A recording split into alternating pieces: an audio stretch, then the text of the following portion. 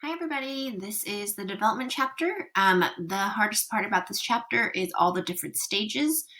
So we have Erikson, we have Piaget, we have Kohlberg. So making sure you guys know the stages in order is going to probably be the most important thing about this chapter.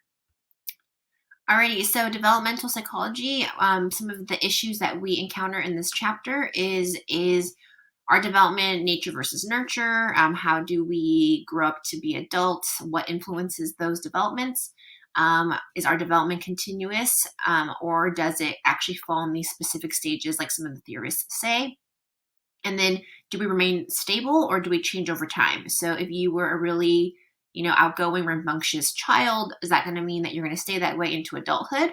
If you're kind of more on the quiet side as a kid, are you going to be quiet for forever, or can it change as you go through life?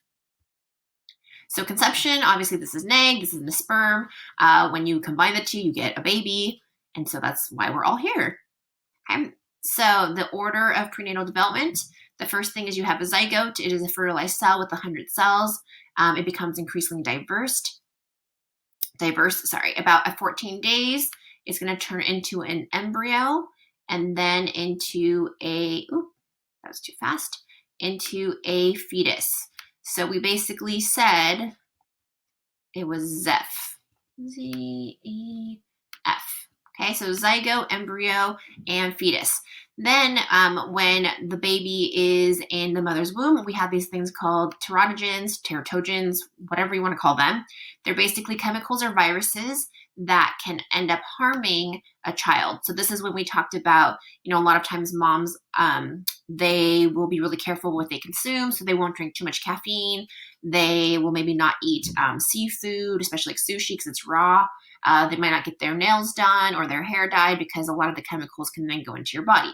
So what is it called when a mother ends up drinking while pregnant? The baby can then come out having FAS.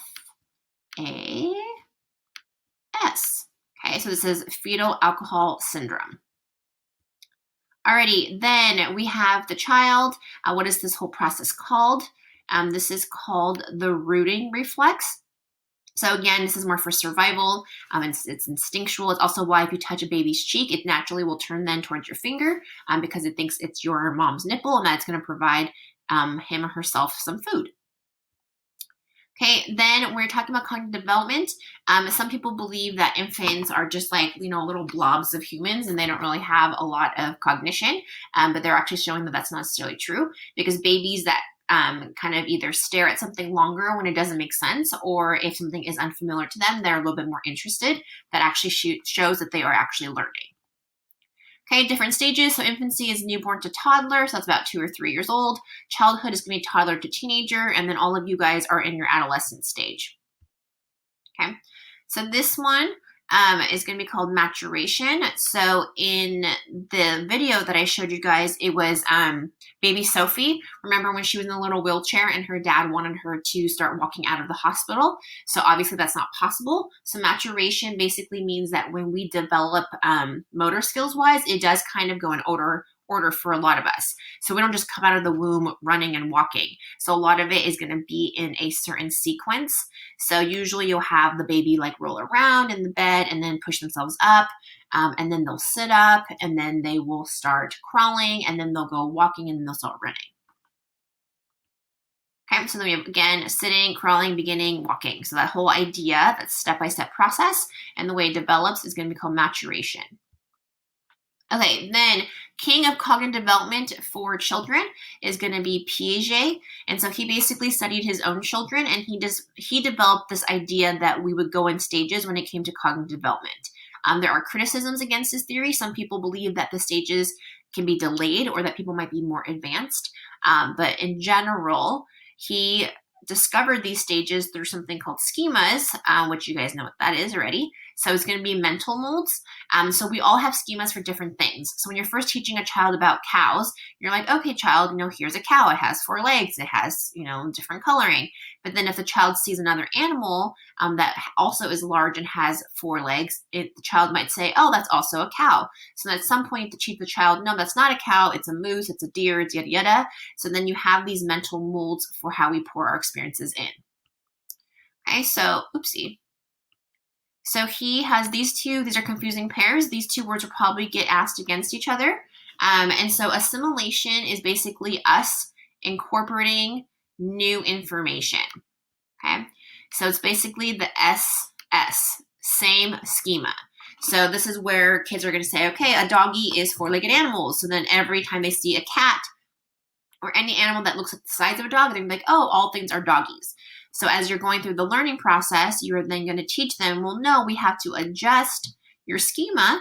And so that's going to be accommodation. It's the change schema.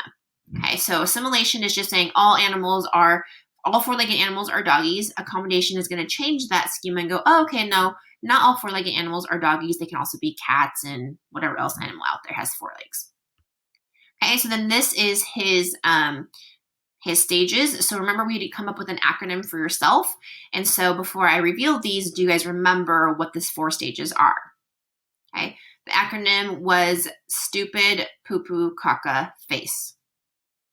Okay, so we have sensory motor, we have pre-operational, we have concrete, and we have formal. So stupid, poo-poo, caca, face. Okay, so you not only do you have to know those words in order, but you also have to know what happens and what are the milestones in each stage.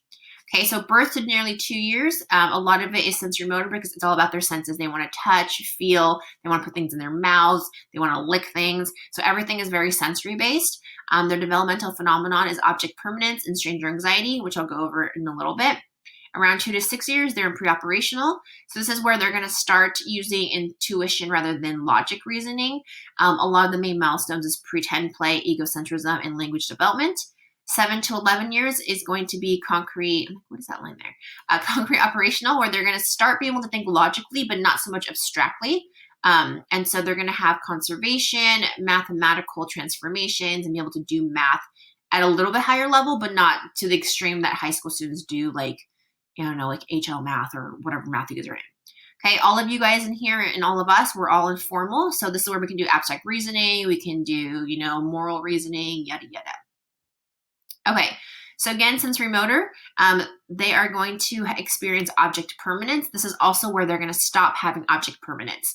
So before the age of 6 months, they believe that if you were to cover up something, that thing would actually disappear. Excuse me.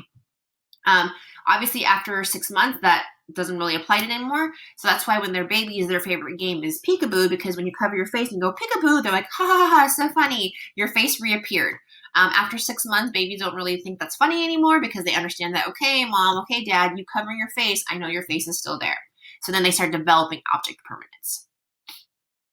Okay, at the pre-operational stage, they're a little bit too young to perform mental operations. So if you were to do the conservation tasks of pouring the same amount of water but into a longer cup, if the water rises, they're not going to understand that it's still the same amount of water. And so what their main milestones in this stage is that they are very egocentric. Everything kind of revolves around them. So if they sit in front of the TV and they're blocking your view, it doesn't matter to them. It's not because they're selfish. It's more because they think, well, if I can see the TV, that means everybody behind me can also see the TV. Or if they're going to lift up something, instead of showing you the front of it, they might show you the back and go, oh, look, mommy and daddy, look what I drew. And then mommy has to then turn around and say, oh, well, no, that looks good this way. Because in their minds, if I can see it, that means you guys can see it. They're also going to give qualities to things that don't necessarily have people qualities. So, why is the sun yellow? Oh, because the sun is happy, that kind of stuff. Their moral judgment, again, also has nothing really to do with what's right or wrong. Like ethically, it's more about I don't want to get in trouble or I don't want to make mom or dad mad, which we'll go over in our moral development part. Okay, so again, egocentrism, we are centered around our own ego. Okay, we see things from our own perspective. And so at some point as they get older, they're going to develop something called theory of mind. So theory of mind is where I'm now able to not be egocentric and I'm able to put myself in your shoes. So that's why we did this whole exercise here. You take, Sally has the ball, Sally puts her ball in her cupboard, Sally walks away. While Sally walked away, what's this girl's name? Oh, Annie. I'm like, what's her face? Anne takes her ball, puts it in her cupboard. Oh my goodness, words today. Sally's going to come back. Which cupboard is she going to look into? Okay, Sally's still going to check her own box. because she doesn't know that Anne stole her box. And if you're able to logically reason that, that means you have theory of mind because you put yourself in Sally's shoes. Okay, then during the stage of concrete, what you want to remember is the 2 C's. Okay, so concrete operational, their main milestone is that they can now do conservation. So this is basically where if you have the 2 glasses of water, they're able to say, oh, okay, just because you poured 1 glass into a taller glass, it still has the same amount of water. It hasn't actually changed. They can do this for mass volume. If you're taking 2 pieces of Play-Doh and you smush one, and one becomes flat and one is a circle, if you ask kids at this age, which one is bigger or are they the same? Most kids at this age will say, oh, it's the same. All you did was just you flattened it. Okay, they can also do math, transformations. So 4 plus 8 is 12. 12 minus 4 equals 8. This is also the part where we ask questions like, how many brothers and sisters do you have? And then you say, oh, I have 4. Okay, well, how many brothers and sisters does your sibling have? You should be able to say, oh, they have 4. Okay, over here, we're all in the formal operation. You guys are amazing. You have amazing brains. You guys can do abstract reasoning. You guys can, weigh out your own moral and ethics, yada, yada. All right, then we have social development. So the fear of strangers. This is stranger anxiety, or like stranger danger. This normally is going to happen around 8 months. So this is where the child's going to pretty much want to just be held by a primary caregiver. We also have something called separation anxiety, which peaks around 13 months. So this is when if your primary caregiver leaves the home, child's going to get really anxious and start crying. Okay, now we're moving on to attachment. We have secure versus insecure attachment. Okay, so the main attachment experiment they're probably going to test you on is going to be Ainsworth's strange situation. And so she basically discovered that the majority of young people ideally would have a secure attachment to their guardian, but there's about 30% of us that have an insecure attachment, and then there's 10% of us that kind of has like an ambivalent, anxious attachment. Okay, so initial attachment phase. So from birth to about 3 months, baby doesn't really have like a huge preference for the specific person who's going to take care of them. At this point, they just want somebody to feed, love, change them. And so there's not really like a distinct attachment. Okay, then around 3 to 4 months, attachment in the making, they're now going to have a preference for some familiar figures. So mom, dad, sibling, grandparents, whoever is kind of in the home with them a lot. Okay, at about 6 or 7 months, they're going to have clear-cut attachment. Most of the time, they're going to have a huge dependence on the primary caregiver, which can be mother, grandparent, father, sibling. Whoever's there the most often is going to become their like primary caregiver. It tends to be mom only because of the food aspect, but in our culture nowadays, we have so many different types of family members that whoever's the most present is going to be their main attachment. And then it's interesting because once after 7 months, you then go into the 8 months, like we said before, and around 8 months, they now have stranger anxiety. So it's like the whole stranger danger thing. And then at 13 months, they have separation anxiety. Okay, your main theorist for attachment is going to be Bowlby, Harlow, and Ainsworth.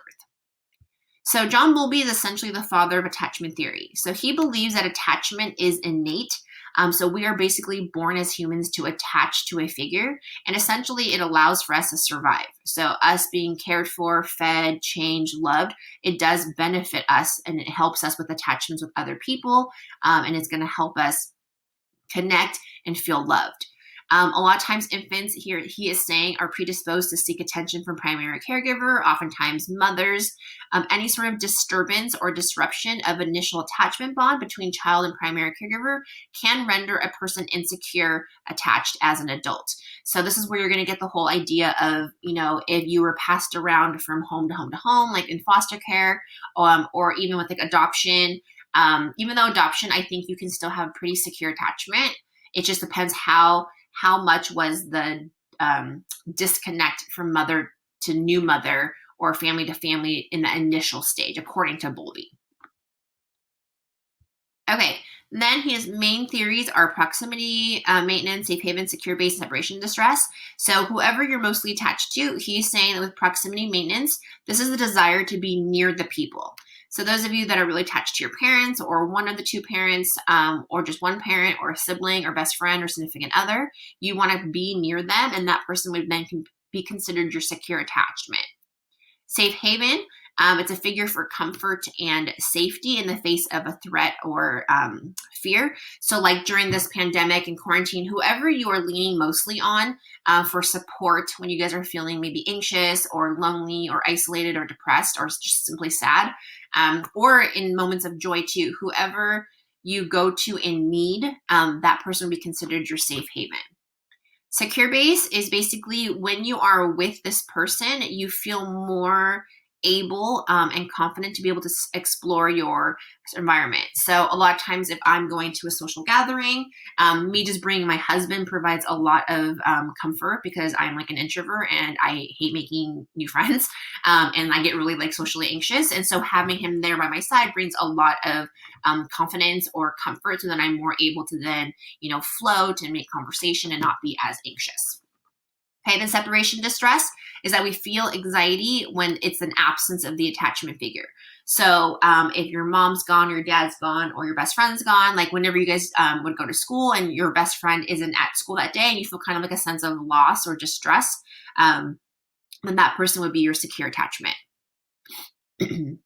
Okay, then John Bowlby also believed that there are positive aspects, that if you really enjoy being around your primary caregiver, that can have a lot of benefits. It can allow you to feel confident and secure making new friendships. But a lot of times too, there can be negative aspects. So innate fears of the unknown or unfamiliar can keep infants close to the PCG. So if you're too fearful of the outside world and you are really clinging onto your guardian, then he's saying there can be a negative aspect to that. Okay, then who is our monkeys percent? It is Harry Monkey, because it is Harry Harlow. Okay, so this experiment, he pretty much raised monkeys with cloth covered versus wired mothers. So he took baby monkeys away from their mothers, and then provided them two different types of monkeys. One monkey was completely cold and didn't have any soft covering, but had food. And then the other monkey had kind of like a soft covering around it. And so asking most psychologists, they believed that the monkeys would be closer to the monkey that had the food. But what actually ended up happening was that infants spent more time clinging onto the cloth-covered monkey because it provided warmth. And so what we discovered is that babies need something called contact comfort. And so we need to have physical touch, we need to be held, we need to be loved on, and that actually helps us grow. So some studies have shown that if you take a premature baby and you just kind of massage that baby and give it extra touch, the baby tends to plump up and gain weight faster than the babies that are just kind of like left in the little, incubator things. Okay, so that's the experiment. That was the monkey. He just preferred this mom comfort touch than this cold one, even though this one had food. Okay, so then Harlow studies also showed that when you took babies away from their moms, it could actually produce a lot of anxiety because it doesn't really have a primary caregiver. And so then that can then lead that monkey to become more aggressive, withdrawn, anxious as an adult monkey. Okay, so then what we've discovered with the monkey study with just us as humans is that if parental or caregiving support is deprived for an extended amount of time, so if kids are left by themselves to tend for themselves, they live in abusive homes or, just very unsafe environments, children can then be at more risk for physical, psychological, and social problems as adults. A lot of times too, abusive homes, violent homes, neglectful homes can actually change. Excuse me. I totally choked. You guys can read the slide for a minute. Okay, so sorry. So it can actually change our brain chemistry and can then lower our serotonin levels. So a review of serotonin. Serotonin is our mood, sleep, and food intake neurotransmitters. So it actually helps us to have a good amount of serotonin because then it keeps our mood pretty decent. But if you have low levels or if your brain is changing it because of so much deprivation or neglect or abuse, it actually can make your brain and set you up for more symptoms of depression later on in life. Okay, so then Mary Ainsworth, she's like queen of attachment. So her experiment was called The Strange Situation. And so this one, pretty much a child was brought into an unfamiliar room with a lot of toys, with the primary caregiver in the room. And then a stranger would then enter the room, and then primary caregiver would then leave the room. And then what they decided to do was they wanted to kind of take a look at what happened to the baby when primary caregiver left, and especially when the primary caregiver reunited with the child when she came back. Most of the time, it was moms that were used for this experiment. Okay, so what they discovered that there's different types of attachments: insecure avoidant, securely attached, insecure resistant. The newer one is anxious disorganized. So kind of breaking down the three main categories. So ideally, we would want to have a securely attached child, but that's not always the case. So insecure avoidant children.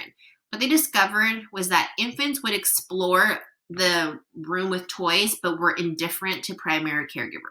Basically, mom was in the room, child didn't care, mom left, child didn't care, mom came back, kid didn't care.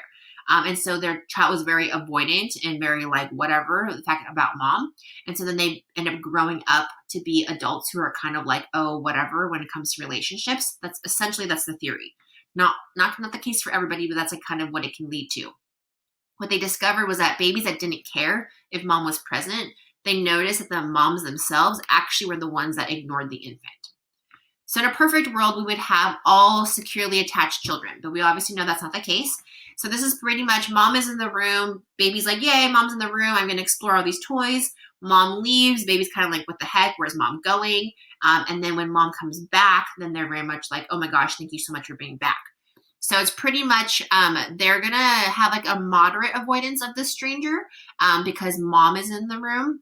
And then when mom leaves, they are sad. And then when mom comes back, they're very comforted. That would be an actual securely attached child. An insecure resistant child, so this one's avoidant, this one's resistant. So basically intense stress when the mom leaves, but then rejects her when she comes back. So pretty much mom is in the room, baby's like, okay, I'm gonna explore the room, mom leaves, the baby freaks out, mom comes back, and the baby's like, oh my gosh, I can't believe you left me.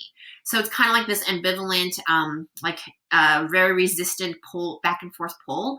And so what they discovered was that moms who treated their babies very much like, I love you one day, and then you annoy me the next, and kind of this back and forth, babies then learned, oh, okay, well, I don't really know what kind of mom I'm getting today. So then the baby becomes very anxious and very resistant, and so has like a different level of attachment. Like they're stressed out and like they miss mom, but then they also reject her. So it's a lot of back and forth. Okay, so what they discovered with this whole experiment was the fact that the more the baby is treated as an individual from the mom and the more caring she was, the more the child would become securely attached and become a secure adult. Primary caregivers, so if moms rejected babies' requests or just left them or was neglectful, then you'd have an avoidant baby. If moms were inconsistent with their actions, then babies became also insecure, resistant, and confused, which makes sense. Okay. Then we have the person that was in charge of ducks. That whole idea was called imprinting. What was his name? Okay, it was going to be Konrad Lorenz. So this is pretty much where this only happens with animals, especially like with ducks and geese and, bird family, that they're going to form attachments during a critical period. So essentially what he did was that he took these little ducks and he hatched them from babyhood. And since he was the first person that they actually saw, they then attached to him. So obviously he's not a bird or a duck. And so they just kind of proved that with imprinting, that whatever is the primary caregiver during that critical period, that's who they would latch on to. Alrighty, then we have child rearing practices. So the levels or the different types of parenting. You might find your parents in one of these levels. So this one is pretty much where, I'm the parent, it's my house, my rules. You don't really have a lot of say in here. That's going to be a very authoritarian type of household. A lot of times kids who grow up to be raised by this type of parent oftentimes will either become really rebellious and sneak around or maybe lie, or they may become really submissive. Okay, this is the parent that's like, you can have whatever you want, child. You pretty much ruin, not ruin you. That was a Freudian slip. You run the household and you're kind of spoiled and I just give you whatever you want and, whatever. This is going to be a very permissive parent. And then so you get children here who might either be spoiled, that might be their thing, or like maybe a little bit entitled because they've always gotten what they've wanted. A lot of times too, children can also feel some resentment towards their parents because they want their parents to be parents. And since their parents aren't really setting boundaries or rules, it can leave the child feeling very unstructured and not really have like a direction. Okay, ideally, we want to be raised by authoritative parents. These parents are demanding, but also responsive. It's like they're fair parents. They know it is their house, their rules, but they also, bring you as a child into like family conversations. They'll ask you how you're feeling. It's not just going to be a straight no, but they're going to include you in the process of making decisions for your life. So ideally, we want to be this parent. Alrighty, then around 6 months and then 15 to, so around 6 months, kids are starting to go, oh, okay, like I'm a person, like I'm a human. Around 15 to 18 months, kids are then going to recognize themselves in the mirror. And so this whole idea is called self-concept. It is a sense of one's own identity and personal worth. What normally happens in this experiment was, remember the experiment where they put something on the baby's nose? So the color is rouge. I'm trying to figure out how to do this. Okay, rouge, which is essentially like red. So once you put something on the baby's nose, the baby recognizes themselves in the mirror and they're like, oh, okay, like what is that? And they wipe it off their own nose. That means they've now discovered self-concept in the mirror. Around 8 to 10 years, a lot of times, whatever your self-image is, it can remain stable. It doesn't mean that it has to. So if your self-image is positive by the time you are 8 and 10, we're hoping then you'll be a positive self-identity when you're teenagers into adulthood. If you already kind of have low self-worth at around 8 to 10, then those kids are set up or more susceptible to having anxiety, depression, low self-esteem as they get into high school. So it's why parenting is really important, is that you want to build a child up and give them secure attachment, empowerment, show them they're loved, so that way they can grow into healthy adults. Okay, then you have you guys. You guys are in adolescence. Okay, a lot of things are happening for you guys emotionally, cognitively, hormonally. Okay, so you've all at this age gone through puberty. It tends to occur earlier in females around 11 years old, and then males around 13. Okay, and women tend to grow taller faster than boys, and then boys you end up, bypassing us or surpassing us later on. Alrighty, so then we have primary sexual characteristics. Sexual characteristics. So this is the reproductive organs and external genitalia. Okay, the ones that are kind of more uncomfortable for a lot of us in middle school, high school, is secondary sexual characteristics. So this is like non-reproductive traits. So this is when you start having to wear a bra for girls, your hips are getting bigger, you have to shave your armpits maybe, or your legs. For boys, you might get facial hair or deepening of your voice might crack when you have to read out loud. Pubic hair for both, and then armpit hair can grow for both as well. And whatever you decide to do with that, that is your prerogative. Alrighty, so again, this is the slide that explains why teenagers are the way they are. This is very helpful to show your parents. So pretty much your frontal lobe, okay, which we've talked about multiple times. Okay, this is going to deal with planning, reasoning, impulse control. Okay, so all your abilities to plan ahead, to reason, to use logic, to control your impulses, this is going to lag behind your limbic system. So limbic system deals with emotions. Remember, it also has awe. It has the amygdala, which is your anger and fear. It has your hippocampus, which is your memory. And then it has your hypothalamus, which is your pleasure center. So eating, drinking, sex, all of that. Okay, so this is why teenagers can be very impulsive. It can be why sometimes maybe you guys feel like, oh my gosh, like I can't believe I said that, or I don't even know why I did that, or I don't even know how I'm feeling right now, or oh my gosh, I sent that text message I shouldn't have, I should have just waited, yada yada. Okay, it's because your bodies aren't, you're not adults yet, and that's okay. And so your frontal lobe doesn't develop until the age of 25. So for a lot of you guys, the way you're handling this quarantine thing versus an adult, it's not expected that you guys handle it the same way we're handling it. That would almost be really unfair to expect that. So you're allowed to feel the feelings you feel. If you get impulsive, that's understandable. If you're emotionally unregulated, that's understandable. The idea is for you guys to continue to build who you are as a person and being able to have self-awareness to then control and regulate some of those emotions when they do feel kind of out of whack. But again, nothing's going to totally level out until about 25. Okay, then our morality guy, his name is Kohlberg. So his main question or moral dilemma, okay, is going to be, should a person steal medicine to save a loved one's life? So that was the whole idea of, if you're married and your spouse gets sick, I think the scenario was there was only one pharmacist in that town who had the medicine to save your spouse, but then that pharmacist had to also provide for their own family, so they were upping up the cost a lot for that medicine.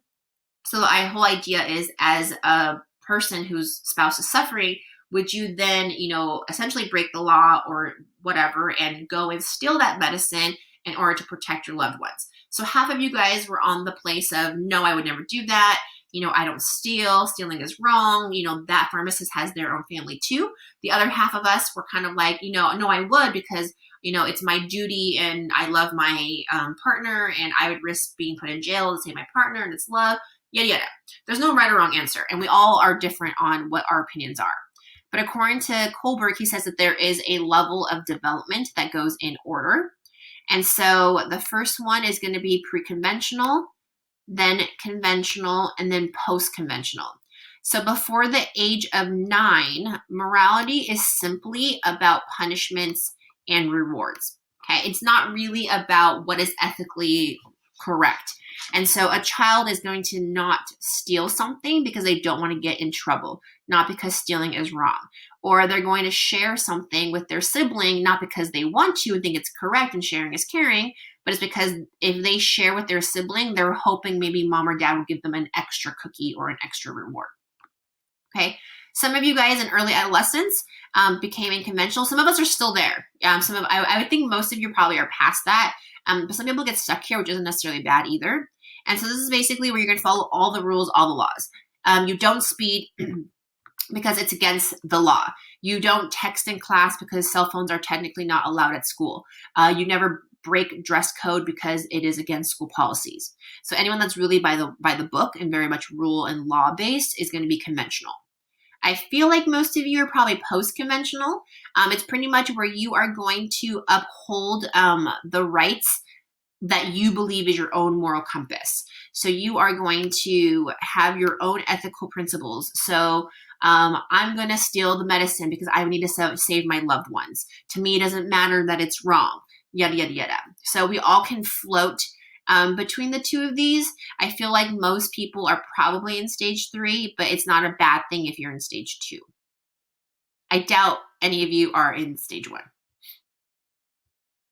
Okay, so then we have Erikson. So Erikson stages, it's the long one. So are they going to expect you guys to know this? Maybe. I'm not quite sure, but for the sake of this lecture, it's really important for you guys to know it in order. Okay, so when it comes to infancy, okay, when you're a baby, the first thing that you are concerned about is whether or not you trust or mistrust your primary caregiver. Can I trust my mom or dad to feed me, change me, pick me up, hold me, love me, provide for me? So once I've developed this basic trust, great. I've now moved on to the next stage at a different age.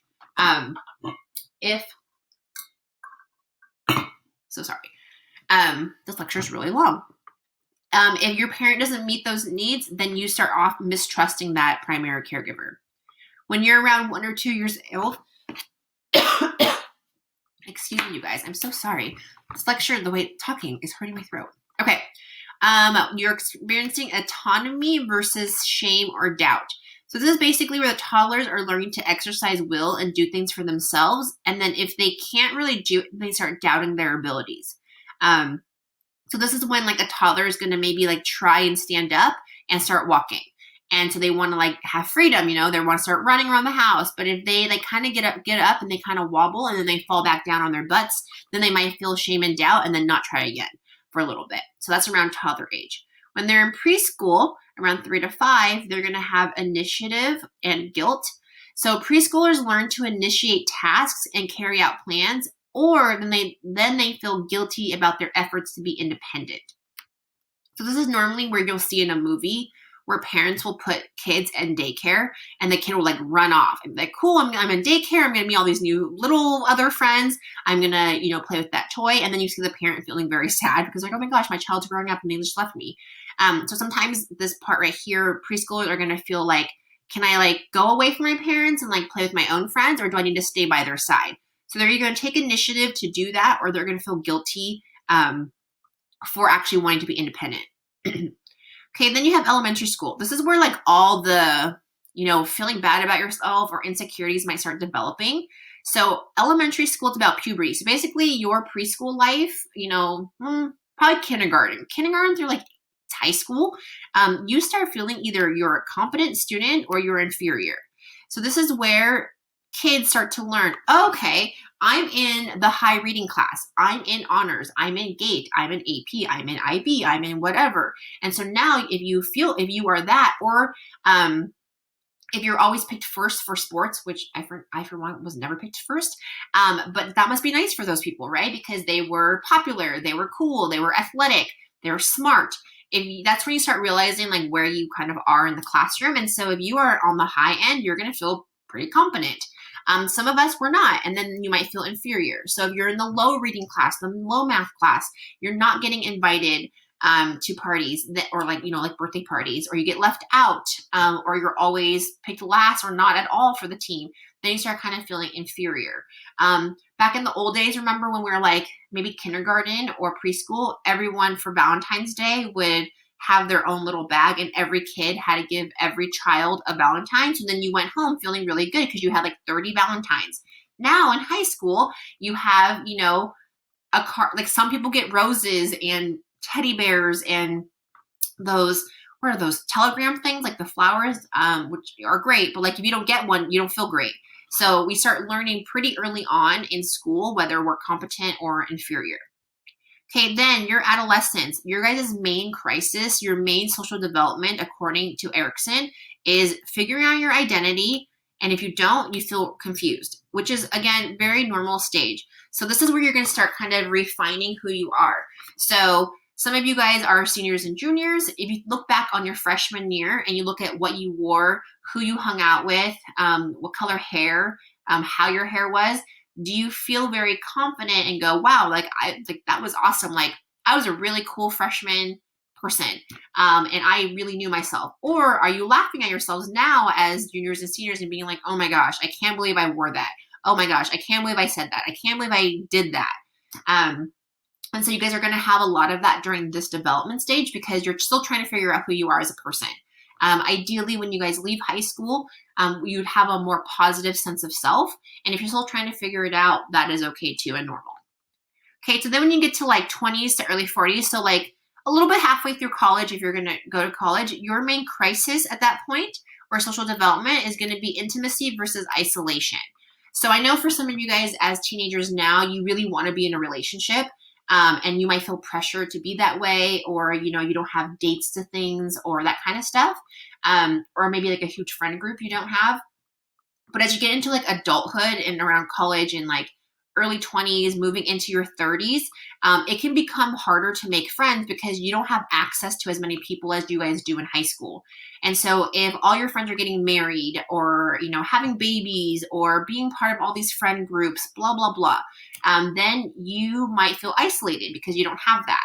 And so a lot of the things here is that young adults struggle to form close relationships and to gain the capacity for intimate love, or they feel socially isolated. Okay, then you have middle adulthood, which is probably your parents' age. Their main thing is generativity versus stagnation. So in the middle age, like your parents' age, people discover a sense of contributing to the world, usually through family and work, or they may feel a lack of purpose.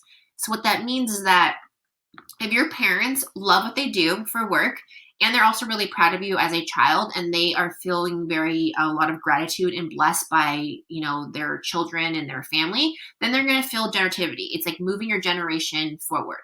But if your parents hate their jobs, where they're at, it's not what they want to do, they're not having a good relationship with you as well, then they might feel stagnant and might feel like they're lacking a purpose. Okay, then you have late adulthood, which is probably your grandparents' age. They're going to have integrity versus despair.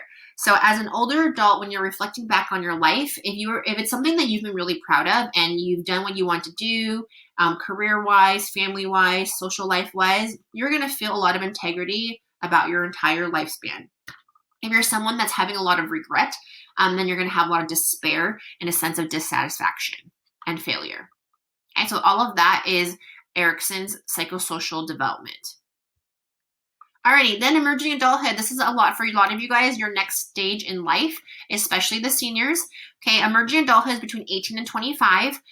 This is where you guys are going to figure out, are you going to go to school? Are you going to work? Are you going to do both? Are you going to live with your parents? Are you going to pay rent? Are you going to date exclusively? Are you going to date multiple people? So you're going to kind of figure out a lot of the different things that are going to be happening. And so nowadays, people are starting to get married later. It used to be 25 was like average national marriage rate. Now it's moving up higher, and it's about 28.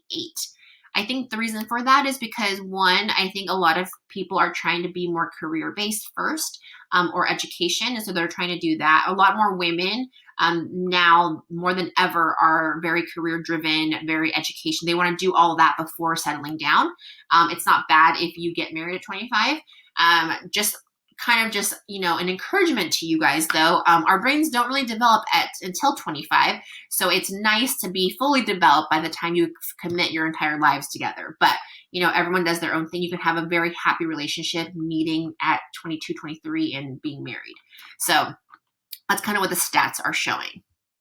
All right, then we have adulthood. So once you hit like 30, I'd say even like 29, adulthood's adulthood, right? Like there's not these stages. So it's very, very different going from being an infant to a toddler to a child to an adolescent.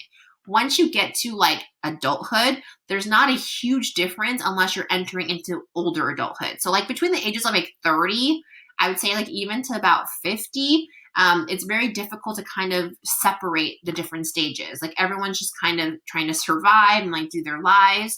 And so the stages end up becoming more blurred as you enter adulthood. Okay, when you're talking about physical performance, those of you that are athletes, or you're in good health and you love moving.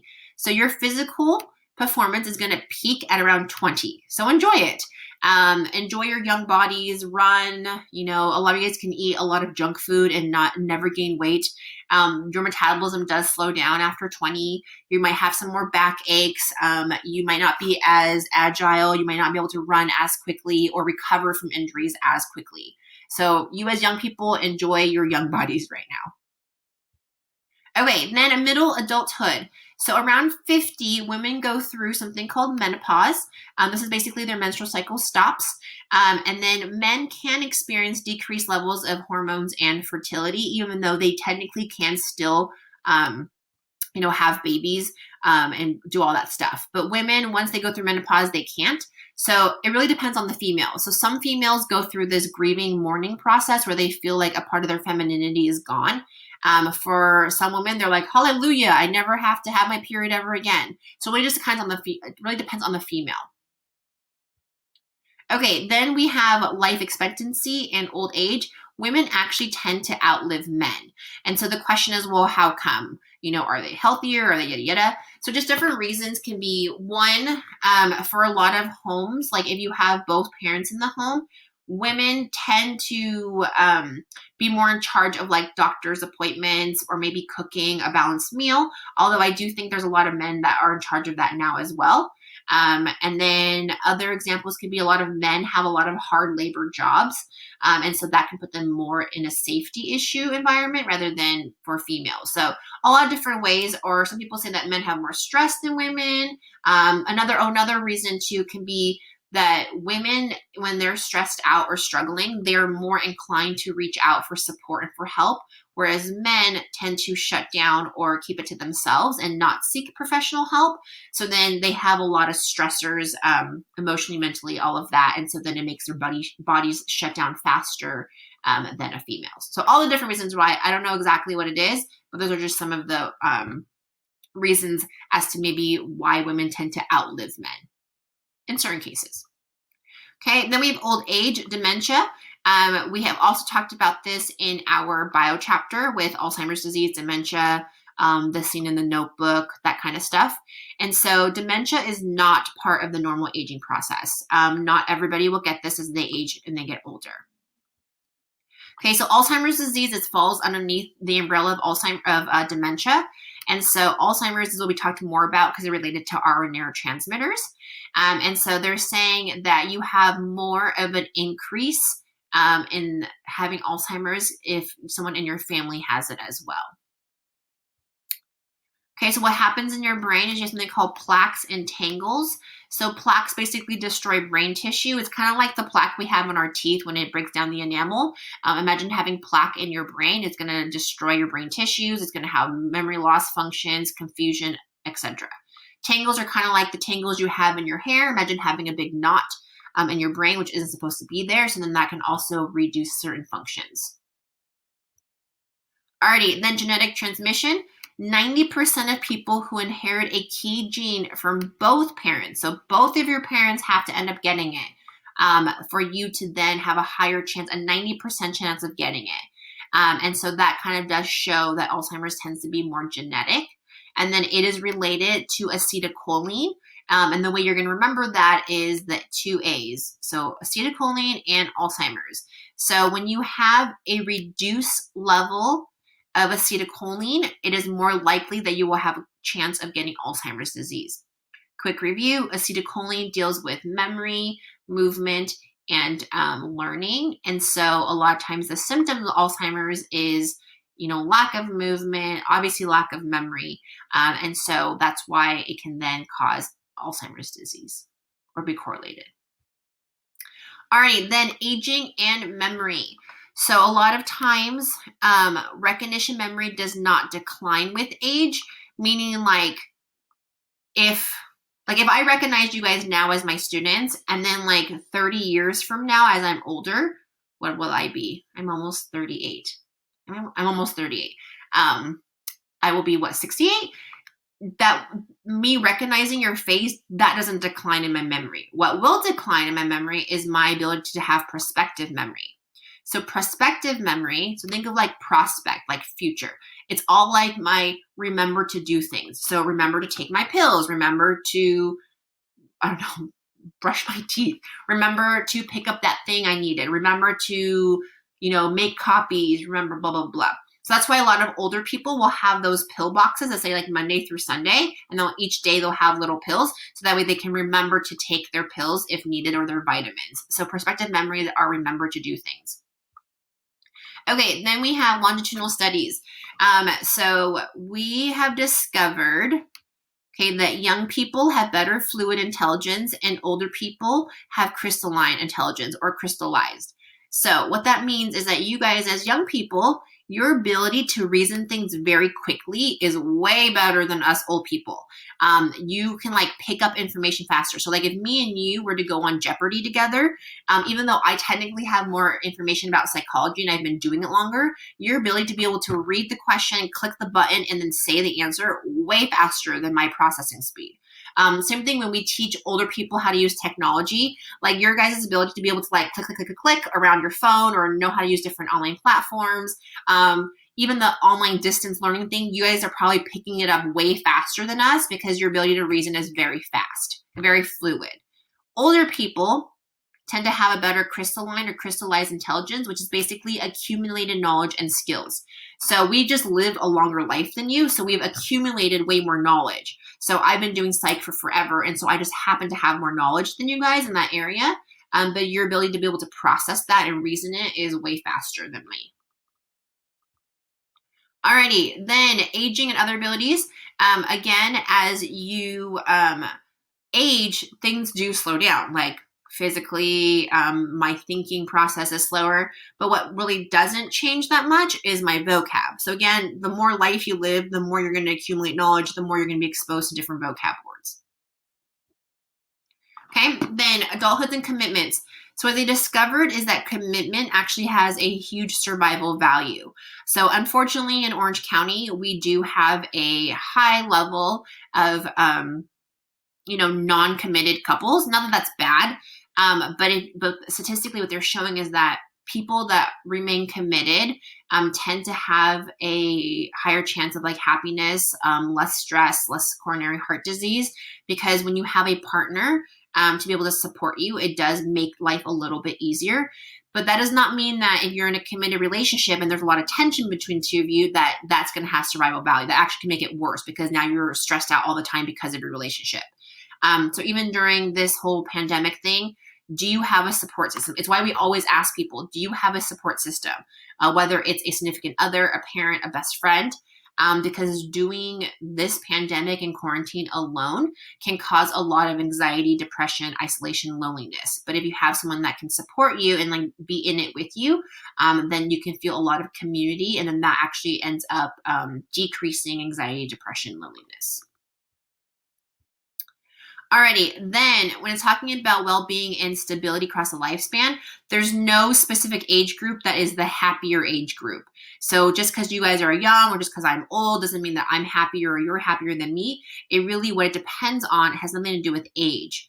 What it does have to depend on is your bio, psychological, and social influences. So this is our biopsychosocial theory for our whole textbook and our whole, psychology class. So let's say biologically, okay, if you're in positively good health, like that is helpful for you. If you can still run, you eat well, all of that, that is going to be better for you for aging. But if you are physically not well, or you have a disease, or you're just struggling, that can then lead to a lot of hardships and maybe make aging a little bit less successful. Okay, psychologically, do you have a positive outlook? Is it always negative or is it always positive?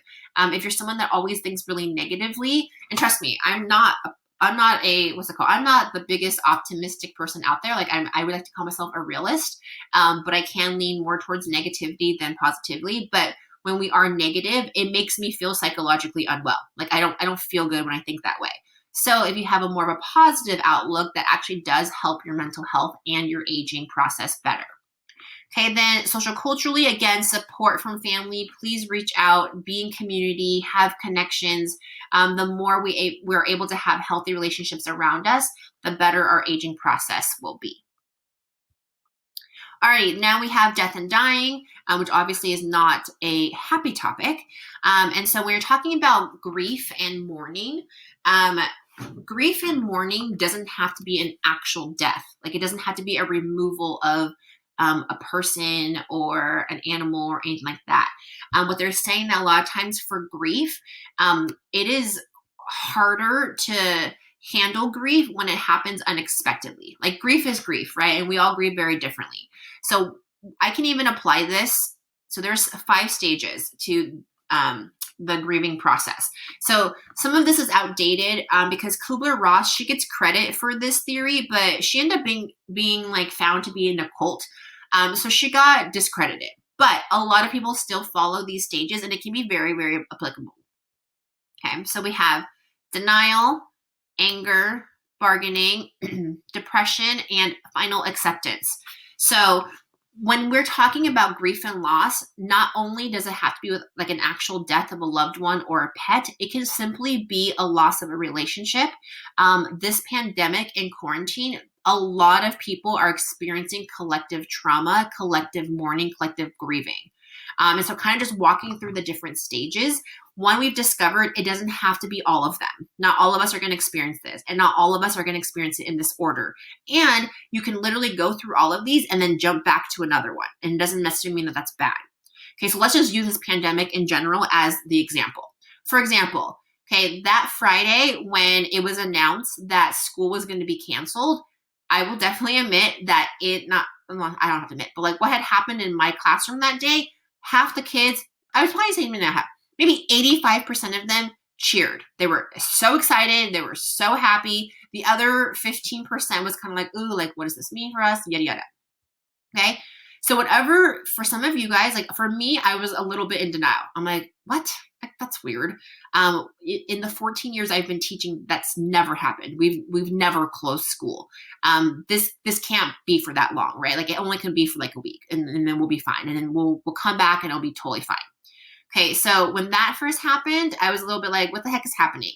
I think when I heard that the school year was going to be canceled for the rest of the school year, I think that's when it hit me. And I was like, oh my gosh, like this thing is real, right? Like this pandemic is real. And we are really shutting down the rest of the school year. Like my students and I, we have worked so hard to get to this point, and now all of it just is going to go away. Like that's really odd. So that's probably the first part. Then anger. It's unfair. Why me? So a lot of seniors, I'm sure, are like, what the heck? Like, how unfair is this? You've worked so hard to get to this point, and now it's all taken away. So the initial like, no, I'm pissed. They better give me a graduation. They better give me my money back for all the testing that I signed up for. They better. Like that's a lot of anger, and it's super valid to feel that way and very normal. Okay. Then bargaining. So it could be a lot of like, okay, well, maybe if we just like hold out a little bit longer, maybe they'll bring us back. Maybe they will give us a graduation, or, dear God, please, I promise if I'm a better child student, I promise I'm actually going to do my work now before maybe I didn't. I promise as long as you bring back school, like that will be, better for me. Anyone can experience it differently.